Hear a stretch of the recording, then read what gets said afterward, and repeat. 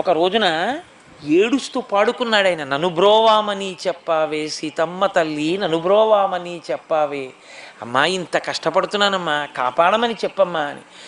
ఆయన బాధ ఓర్వలేక సీతమ్మ తల్లి వెళ్ళి, ఏమండే అంత ఏడుస్తున్నాడే మహానుభావుడు, అంతటి భక్తి తత్పరుడే, అంత కష్టపడి ఆలయం కట్టాడే, అటువంటి వాణ్ణి ఎందుకు అంత బాధ పెడుతున్నారు, ఎందుకు రక్షించరు ఆ రామదాసు గారిని అడిగితే రాముడు అన్నాడు, సీత నాకు కూడా గుండెలు అవిసిపోతున్నాయి రామదాసు కష్టం.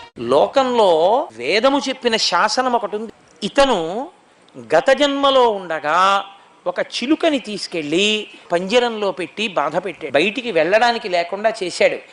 ఆ చిలుక పంజరంలో పెట్టి బంధించినప్పుడు ఎన్ని బాధలు పడిందో అవి ఈ జన్మలో శరీరంతో ఇతను తీర్చేసుకోవాలి. ఎప్పుడు పూర్తయిపోతుందా వెళ్ళి కనపడదామని నేను కూడా అగ్గగ్గలాడిపోతున్నాను, ఇప్పుడా 12 ఏళ్ళు పూర్తవుతాయా అని.